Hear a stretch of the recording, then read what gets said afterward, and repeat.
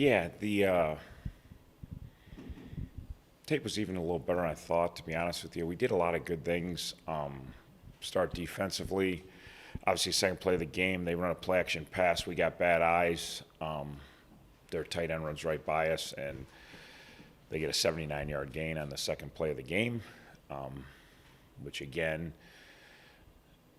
good lesson no matter what we talk about. It doesn't matter who you play, Kentucky, Robert Morris. If you're not where you're supposed to be, they're capable of making you pay, and they made us pay on the second play. Disappointed the whole rest of that drive. I think we could have stopped them. We didn't really execute what we were trying to do down. We stopped them for 2 snaps. We should have stopped them for 3 and maybe 4. Should have forced a field goal, really. But credit to them. They got off to a good start, kind of like what we did against Kentucky. The rest of the game defensively, literally they threw some hitches to the flat. They couldn't really run on us. They couldn't really throw on us. We got good pressure. We got a bunch of, we had 2 interceptions. Great play by John on the one. Got some pressure, flushed him out of the pocket. Got a guy in his face. Earl got in his face, and John makes a really good play. Mcwood makes a nice play on his interception, sets up a short field. So defensively, other than that first play, first drive, was pretty solid the whole rest of the night. Offensively, I thought we threw the ball well. We didn't throw it a ton, but I thought we were fairly efficient throwing the football. We talked Saturday night after the game. We had one bad throw, but it was a good read. It was a good check and a good read and a bad throw. So, like most of the play, I was pretty pleased with. I mean, the throw's a throw, physical mistake. We got to throw the ball better than that. But we threw some short balls well. We hit Mersh in the seam. We hit Hip twice on balls. We had another chance to hit Hip on a ball for a touchdown. Got hit on that play. But we were pretty efficient throwing the football and did some nice things. I felt AV looked really comfortable out there and really confident and executed what we were trying to do. Run the ball. It was hit and miss. We ran the ball for over 200 yards, so you're not like terribly disappointed with how you ran it, but we weren't consistent enough in the run game, and it was a combination of sometimes not finishing blocks, sometimes not pressing the line and finding holes, Sometimes they blitzed a bunch, which you'd expect, and sometimes they blitzed in some place. So it wasn't one thing in the run game, but we ran it good, but we didn't run as consistent as we'd like to run it. So ST, for the most part, was good. We had one low kick, which is very rare.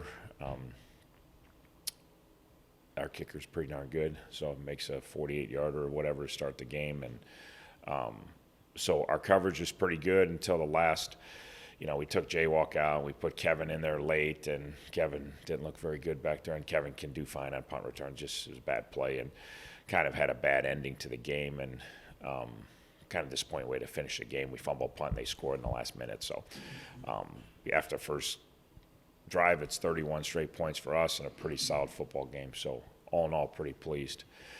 Obviously, moving ahead to Cincinnati, totally different animal again. Play Kentucky, who's ranked number 9 right now, and Cincinnati, who's going to be ranked pretty quick here. And lost our really, really, really good Arkansas team, who just beat the dog out of South Carolina, and South Carolina's pretty good. And Arkansas whipped them, and they lost by 7. Could have had opportunities, played a good game. The Arkansas-Cincinnati game was a great football game. Both highly big, strong, athletic, fast, physical, violent game. I mean, it was if you like football, that was a fun game to watch. And ended up losing by 7 against Arkansas, and then obviously crushed Kennesaw last week. Just overwhelmed them on both sides of the ball. Kennesaw really had no chance from a physical standpoint going up against. So obviously we know them. We play them every year. Obviously a year ago, probably best Cincinnati's ever had, and they made it to the Final Four and played Alabama really tough, and they overwhelmed us a year ago physically. I don't think we played and executed very well, but I'd say 90% of it was Cincinnati. We couldn't get open. We couldn't cover them.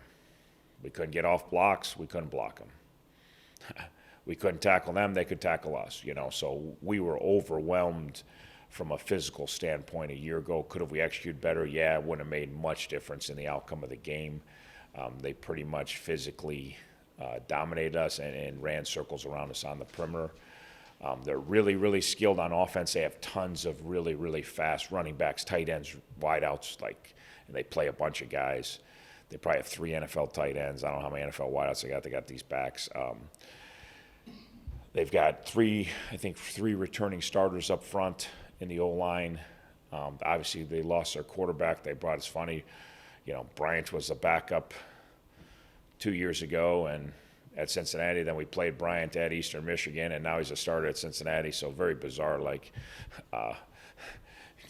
college football. All you need to know is Ben Bryant's a backup at Cincinnati in 20. He's a starter at Eastern Michigan in 21. He's a starter at Cincinnati in 22. There was a time where that wasn't possible. For now that's very possible. So I'm sure he'll stay at Cincinnati, but I don't know if I think he just has 1 year. I don't know, but he could go start someplace else next year. Welcome to college football. Unlimited free agency.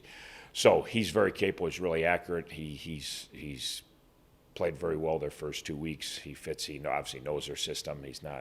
He was in their program for a few years and left for a year just to go play for a year and get a little more experience. So it's like they shipped him to their minor league team, and he got, hey, go play and get a year of experience in your belt so when you come back and be the starter here. And just the way it is, So defensively, obviously, they are really fast. They're really athletic.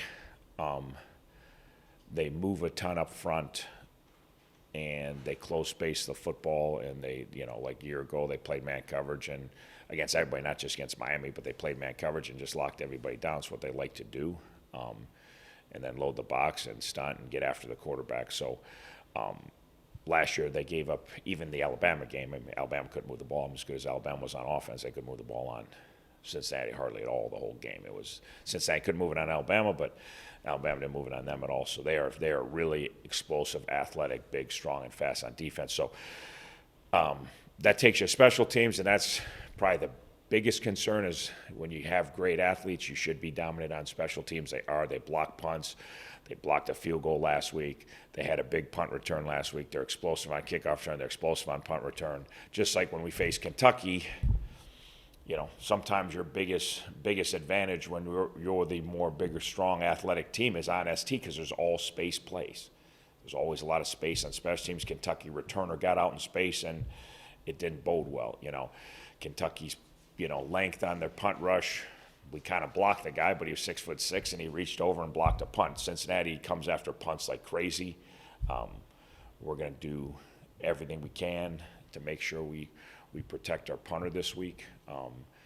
And, we've done some 2 shields. We might do some 3 shield stuff just to put another guy in front of them because they have such long athletic dudes coming. And then coverage is, we got to be on our business in our coverage because they got really, really fast guys back there. So not that it's tougher than O&D, but it's a bit, all that space on special teams with all their athletes, and they make a bunch of plays. And like I said, they made huge plays last week against Kennesaw and ST that were game-changing plays. Questions? As intense as this rivalry is already, would you anticipate, or are you already seeing maybe a little bit more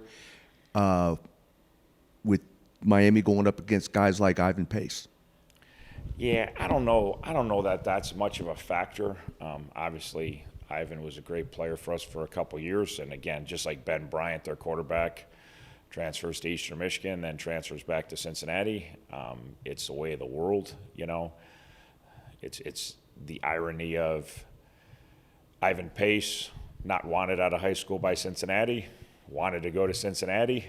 We knew he was waiting on a Cincinnati offer. We were hanging in there and never got the Cincinnati offer because he wasn't good enough to play at Cincinnati. And then he comes here and plays incredible football. Now he's good enough to play at Cincinnati, and he's starting at Cincinnati, and he had boat full of tackles the first 2 weeks, which isn't shocking to us because we know how good Ivan Pace is. So I knew he could play at any level of football out of high school. I thought he could have played at Ohio State. So he could. I think he played in the NFL. So I'm not shocked that he came in here and did what he did, and I'm not shocked that a bunch of people want him. It's, that's the tough part of where we're at in college football now is we're the ones that did the good job recruiting on the front end. We're the ones that did. I was a little miffed that he was still sitting around waiting. We got him late. We want him for 2 years, and he was waiting for the Power 5 offers that I don't know why they didn't come.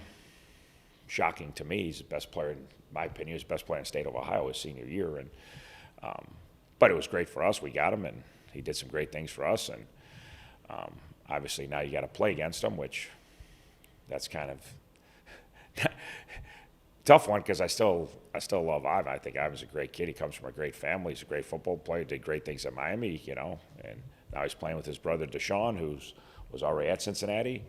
And a lot of it makes sense for why he made the move. I'm not disappointed, bitter, upset with Ivan. I still like Ivan. I don't want to play against Ivan. I would rather have Ivan playing for us. That's the reality of it. So, but I don't think our kids, like, I know Ivan still has friends on the team, but I think our kids are focused on playing Cincinnati. I know there's some offense guys going to have to block them, so they're going to focus. But, like, our guys that aren't going up against Ivan, like our receivers, our defense guys, I don't think they're going to be thinking twice that Ivan Pace is standing on the other side. He's just another guy and another athletic guy for Cincinnati, So it's not – I don't think that adds anything to it or takes away. I mean, the rivalry's as big a rivalry there is, as long a rivalry is in college football. So I don't think just because one of our guys is on their sidelines this year really does a whole lot to it. Coach, you lost a lot of your top defensive producers last year to the transfer portal, like you said, and even the NFL draft. But 6-year Ryan Mcwood, you mentioned him earlier, has really stepped up, it seems like, to start the season. What does that guy mean to this defense and just the team as a whole? Yeah, no, obviously he had a great game Saturday. He was all over the field. Then he had the huge interception, set up a short field. But then he means even more because of his presence and his leadership and his knowledge and his communication and being the quarterback of our defense, and him, Salopek, and Ertl, are the only guys with a ton of experience coming back. Kobe and Collier, I always throw in that mix. And then 3 of those 5 guys are defensive tackles, so it's hard to impact as much from defensive tackle, but Mcwood and Sally at linebacker, and then they got all young new guys behind them. So it's been really good having him back. Obviously, his play Saturday and his play against Kentucky was really good, but then also just his organization, getting us lined up, his leadership, his showing people how to practice, showing people how to prepare, like all those things when we are so young and new on defense. I always talk like John and Quez on the back end are like our elder statesmen, and they've been here 2 years, so they're just starting their careers, but we're trying to get them to be leaders. So having Mcwood and then Salopek and those guys is huge for us right now. Coach, just talking about the defense a little bit more. I mean, you're like 4th or 5th in the country in run and rushing defense. Are you at all surprised by how well your defense has played this year with so many new faces? Yeah, probably a little surprised how well we did against Kentucky in the opener with all those new guys. I'm not surprised that we physically overwhelmed Robert Morris. I knew we could do, and we could have and should have done that, just, so. But we hung in there very good against Kentucky. We knew Kentucky was a really good team. We knew they had a really good team coming back.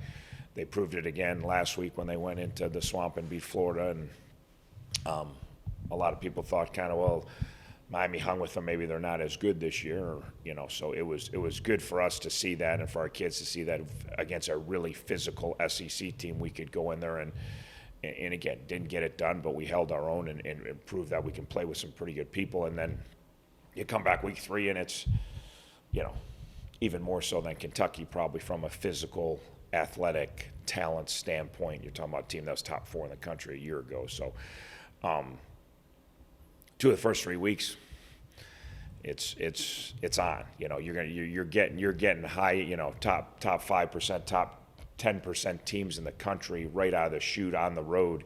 So, and again, I know this is whatever neutral site. We'll see.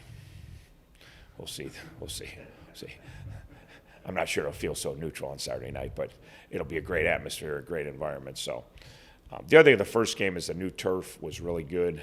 First time we got a chance to play on it. Obviously, we are definitely due to get new turf and getting it, and the people that raised the money, the people that donated the money, huge. It was you didn't see anybody slipping and falling. You didn't see it was a fast track. It's a more safer track than the one we've been playing the last couple of years, and then also just it's better, it's more cushion, and so that was nice. I was thinking about walking around. I'm like, God, this was pretty nice to have this, and then just it looks obviously aesthetically recruiting in the fans. I mean, it's added to already a really nice venue already. It made it even a nicer venue, so that was nice.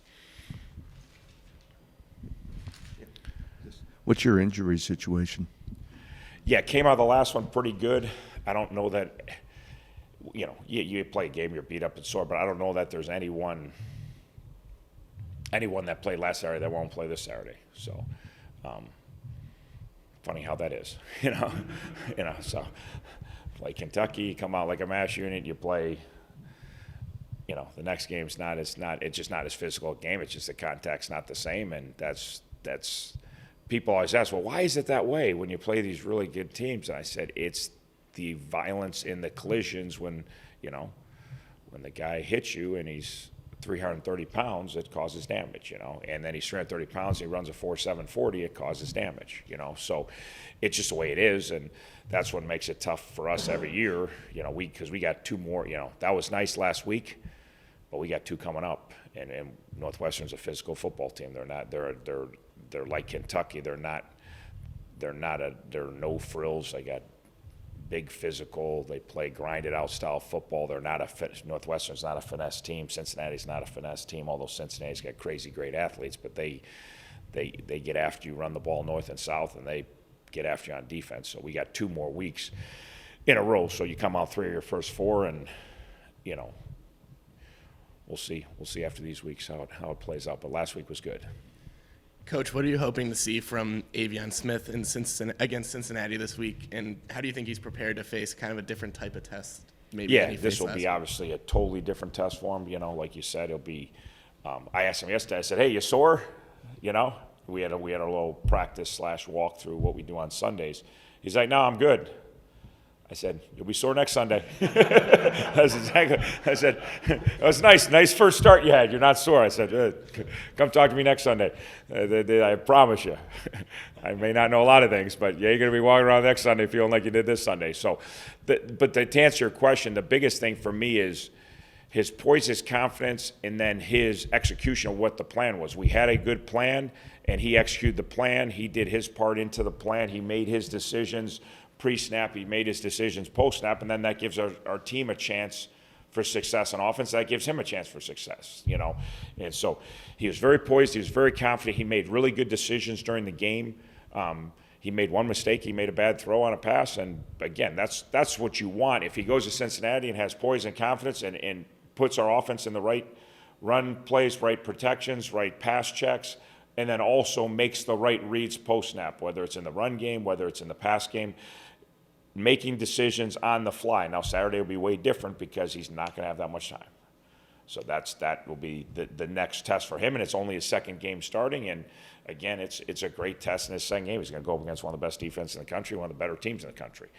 Cincinnati's going to win a boatload of games this year, And I know they lost the first one. Arkansas is going to win a boatload of games. I watched Arkansas play South Carolina Saturday, and they are loaded. And Arkansas was good last year. Those will be guys that will be top 10 teams before this thing's all shaken out. So it'll be a great challenge for a kid in his second game.